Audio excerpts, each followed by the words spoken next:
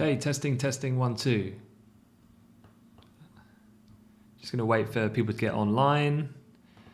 Just going to welcome people to the session, get everyone back online. First live one that we've done, I think, for 2022. So I hope everyone is doing well. Let me know in the chat on YouTube with a comment if you can see and hear me okay. Still got about 5 minutes until Payrolls hits, so hopefully we can have a quick scan over that and see what's going on. Joshua, hope you're well. Happy New Year to you.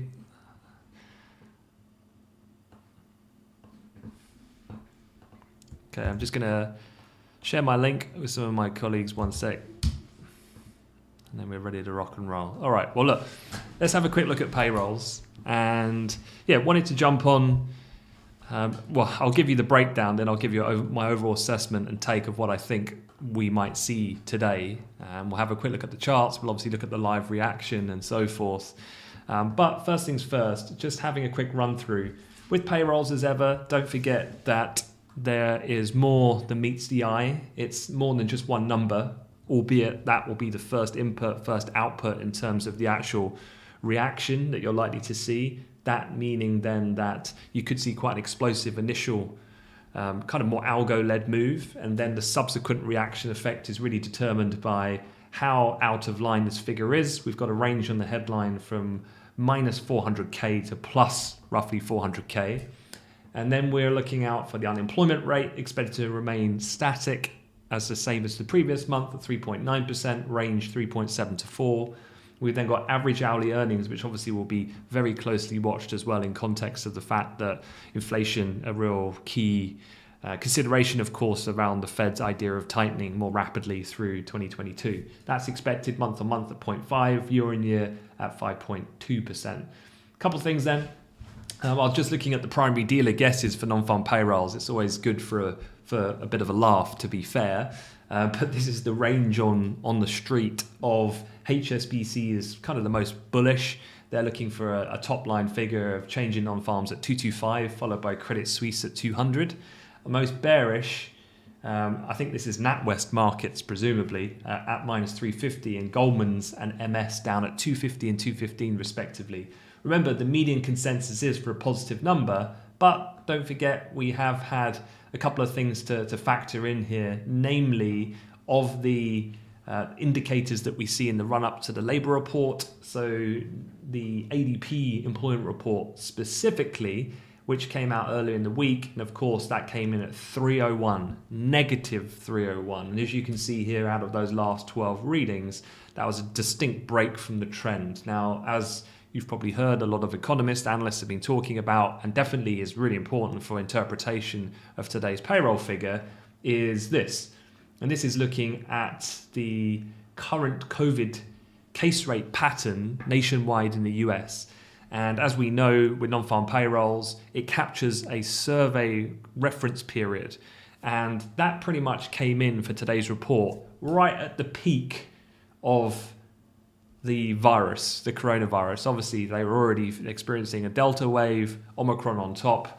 And so definitely the weakness in the employment report for the month of January can definitely be explained away by the fact that forward-looking, we know where the direction of travel generally for inflation, and we know the direction of travel for COVID cases now is a rapid deceleration. You can see this drop-off that we've had in the second half of January, the bulk of which is not captured in this report we're going to hear of. And so while ADP understandably was weak and saw service sector jobs the most hard hit, leisure, hospitality, all getting hit by the back of the idea of short-term increase in restrictions, given the flash increase that we had in COVID cases, that's really in the rearview mirror now, and the markets are forward-looking. So quick thing before we go then into these numbers, I'll switch back over to my charts so we can hear the reaction, see it live. But don't be spooked by a downside number. Look out for the combination of that figure to where it lies on the spread of range of expectations in combination with the unemployment rate, and perhaps even more importantly, the wage data is going to be key to determining the actual ensuing price action after the initial spike. All right, so we've got a minute, just under a minute to go. you'll be able to hear the squawk. So I'm plugged into New Squawk is my recommended squawk feed. I'm going to put them on now and hear the data as it comes out. They'll give the countdown and they'll call the numbers as they appear. Participation rates, and the way there's the Canadian release. I'll leave the employment change forecast at minus 117.5.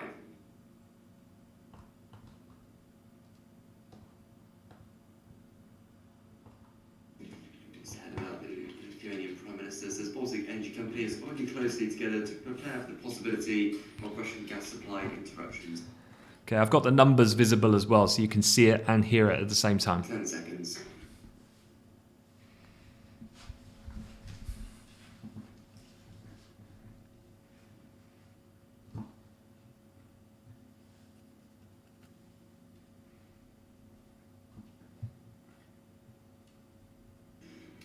That's 467, both expected of 150 for the headline. The unemployment rate, that's at 4%, both expected at 3.9. The headline, that's revised to 5.10. The earnings components month over month, that's 0.7%, both expected 0.5. Year over year, also firm at 5.7%, both expected of 5.2%. Then for the work week hours, that's 34.5, but expected 34.7. Labour force participation, that rises to 62.2% from 61.9%. Okay, I'm going to turn the squawk down. I'm just going to go straight with it. So as you can see here, the headline change in non-farm payrolls at 467. So that's above the top end of expectation. But also the average hourly earnings, the month-on-month at 0.7, 0.2 higher than expected, the year-on-year at 5.7. So strong headline change in non-farms plus strong wage data equals short-term, the Fed are going to have to accelerate their tightening. Dollar strength, yield strength, gold down, equities down is kind of the initial take here. So here's T-notes. So this is yields popping higher. In combination, the dollar has also strengthened, albeit fairly moderate, and that's what's explaining that little bit of downside pressure in the euro, mirrored as well in cable. So you can see yields here, T-notes busting through the S1 as they continue to be kind of this dual fold mechanism of job creation being a solid, irrespective of the Omicron situation and the case rates in the US. It's very bullish for the labor market in combination with wages, which is already feeding into a high inflationary situation. So gold equally would not like this type of scenario. This talk of then, although the Fed have insinuated 7 rate hikes, that's a possibility. This makes it a one more step of reality by looking at this data on a superficial level that we've just seen. So gold under some quite significant selling pressure here, just targeting now down towards the pivot level, which is also $1 off the psychological 1800 level as well there. So gold, T-notes under pressure, cable session lows, equities likely not to like this either. NASDAQ at session lows as we speak. So we're pretty much coming down to the base of where we were trading in the futures market in the NASDAQ from where we were before it got bailed out by the Amazon earnings after the closing bell. So target now down on downside would be down at 14,456. We're trading about 50 points above that at the moment in the NASDAQ. Probably the NASDAQ tech stock's going to be, as we always see, the most sensitive to yield expectations and the fluctuations in the timeline for the Fed. But yeah, similarly, it's not good for any of these US indices at the same token. So keeping an eye on the S&P, we're just testing down at the low that we saw late European morning. So just going to switch this over to a 60-minute chart. If we see any breakdown of there, the next area of more significant support, perhaps down at this kind of area, 44.44, you can see was these previous highs on the 26th and then a low on the break high that we saw at the beginning of the week. Anything below there, S2, and then looking at 4400, which was areas of support that we had back on the afternoon of the 31st. So yeah, overall, first look at this, wages back on the rise, average hourly earnings at 5.7% year on year. That is the fastest gain since the summer of 2020. And then overall initial interpretation here is this is going to kind of fuel the flames of where the market has been heading and likely to support the narrative of the Fed getting increasingly more hawkish, yields reflecting that, accelerating, dollar bid, weighing on the major dollar-based currency pairs, and equities are not going to like that, neither is gold.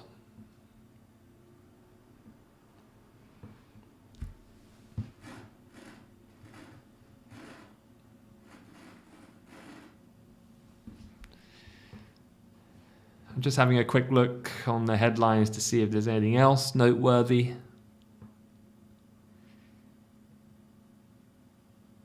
Yeah, the US average earnings year-on-year previous figure of 4.7 was also revised up to 5%. Has now risen to 33.37 with 130.8 basis points seen by year end, which is a little bit of a marginal uptick from the 129. Is a jump from the 121.6 we did see ahead of the release. Yeah, and just for the sake of completing the asset classes, if you like, Bitcoin as well, not liking that. And that's been very typical. Cryptocurrencies, it's been a bit of a bloodbath since really the beginning of the year. And we generally seen quite a correlated pattern between some of the major cryptocurrencies and that of US indices. And they're really both, although there's other smaller fundamental developments that are underpinning some of the movement, the broader macro picture has also been weighing on the crypto space, which is the Fed tightening has typically resulted in downside pressure for Bitcoin. And we are seeing that Bitcoin futures here, just dropping from around 37,900 down to around 37,500 in pretty rapid fashion. So yeah, equities, the Nasdaq then, as we were just looking at, has briefly tested. You can see there a lot of short-term speculative traders not looking to really get too aggressive. Had a little flash test of that low that we had last night, and then we're seeing a bit of a bounce back up, bit of whipsaw price action of a 40-point range on that initial test. Really, can we break through there? Well, I'd be looking to really look at other asset classes, would want to see a bit more of a uniform momentum push, so a bit more deeper continuation of the T-note move, gold finding a bit of a hiatus at the pivot level as we were just looking at a moment ago. I'd really want to see that break through to get a bit more pace and that to follow through in dollar appreciation to feel more conviction on any breakout here on the Nasdaq. But perhaps the Nasdaq is the one to watch that could then facilitate the breakout of those other products, because the Nasdaq is quite sensitive to these rate changes. So yeah, the Nasdaq's coming back down to that level. So keep an eye on that Nasdaq. If that Nasdaq breaks, and we do see, if it breaks, a quick rundown to those previous lows that were seen kind of midday on the 31st, then what you might see is a follow through materialize in some of the other products. So gold here, right on that pivot now, session lows again. What you'd want to see is a break in that Nasdaq with coinciding with the S&P breaking down through this area here from those previous highs in 26 and that low there. So a uniform break is going to add a bit more momentum to the move. And then you might start to see a bit more continuation in the direction for the likes of gold and T-notes.